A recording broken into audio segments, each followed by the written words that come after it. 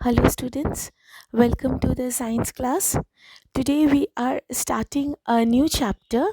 That chapter tells us about the rock, soils, and minerals. So, in this chapter, we will learn the different types of the soil, the composition of the soil, and about the soil erosion and different methods of soil erosion. Today we will learn about the composition of the soil. Okay, so let's proceed. Soil. Now, how does the soil form? Soil along its and its formation.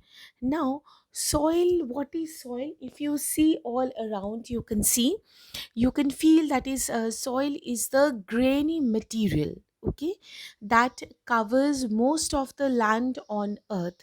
You everywhere you can see the layer of the soil. If it is either, if you go into the hilly region, it is the filled up with the rocks and gravel. If you go into the plain land, it will be the texture is totally different than that of the hill land. And on the other hand, if you go to the beach, you can see the soils. So it is formed as rocks are breaks into small tiny pieces by the action of the natural forces. What is the natural forces? That is the wind, the air, the water, etc. And so this process has got a name which is known as the withering. So by the picture you can understand that is the soil generally is formed by breaking down of the rock particles. And also, when these rock particles are acting on, I mean, when the broken rock particles are being acted by the the natural agents like the air, the wind, the water, they further break down into small pieces, and which is known as the weathering. Okay, so weathering gives off the soil. Now, you can there are many types of the soil. In the picture here you can see the different three different types of the soil. By seeing the color and the texture, you can already distinguish that they these three are totally different from each other. That is, one has orange color, one is a chocolate color, one is light brown color. Even the texture wise also, they are so dissimilar. And each one here is the unique characteristics, with the color, with the texture, with the structure of the mineral they contain, for from every different point of view. So these qualities of the soil depends upon the rock, which is they rock means which rock, that is which is making the soil. Okay, so the qualities of the soil is also dependent upon the nature of the plant that can grow.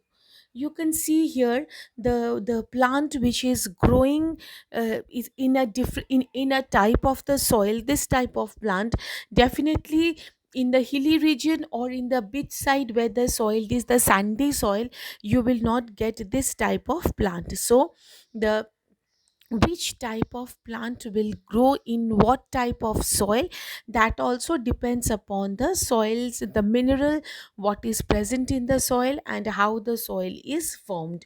So from this discussion we can say that there are many types of the soil which can be evident from the picture given. And many types of soil means not only in terms of color, but also in terms of the texture, or in terms of the mineral content. This there are many types of the soil that are obtained in the nature. And the qualities of the soil also depends upon the amount or the nature of rock they have within it. So, and also the mineral, and that also determines the nature or the or what type of plant will be obtained from this nature of the soil. Okay, now we will see about the composition of the soil. So, just now we had seen that soil is the mixture of different mineral particles, and each different mineral particles are of different shapes and different types of states.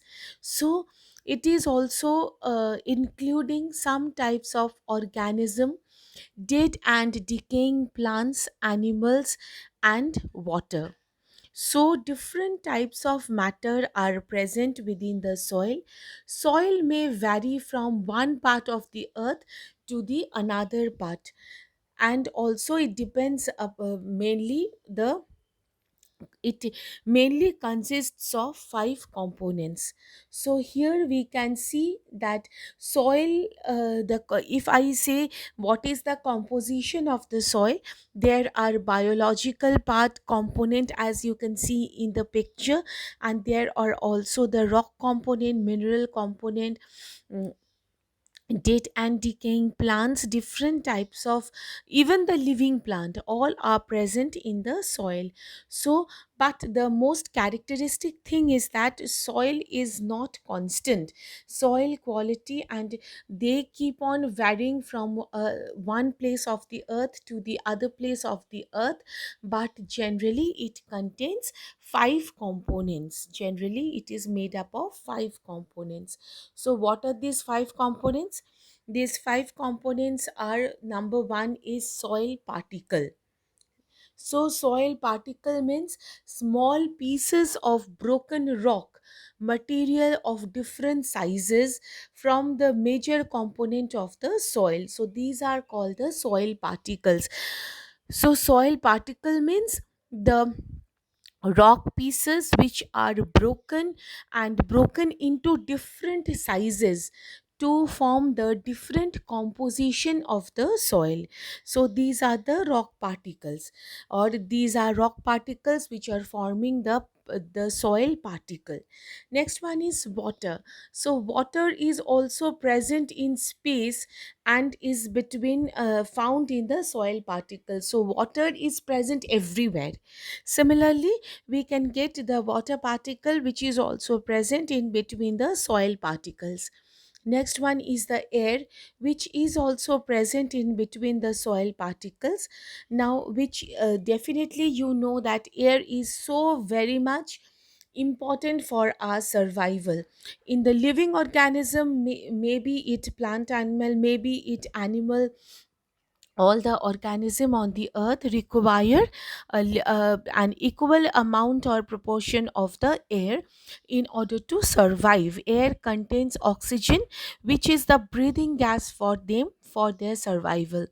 So and that air is also present in the rock particles. Okay, so along with the nature, it is present also in the rock particles. Excepting that, we are getting some organic matter. Organic matter means, what do you mean by organics? That means the matter which is found from organism. That means the dead plants or animal matter, broken humus. Now here comes the question, what is humus? So humus is a, it's a biological, or it's a biochemical substances that make the upper layer of the soil dark. Okay, and so this dark brown color of the soil, or the humus, making the soil fertile. It is the very fertile part of the biochemical origin substances, and they are dark brown in color. And generally, where can you find the humus? Humus are present in the topmost layer of the soil. So what is the function of the humus? It is making the soil rich in nutrients. We are telling soil is very fertile, that means that soil contains more nucleus. And accepting that, we are getting some soil organisms. What is it? Yes, very good, it is the earthworm. So many organisms like earthworm, different types of insects, they are present in the soil.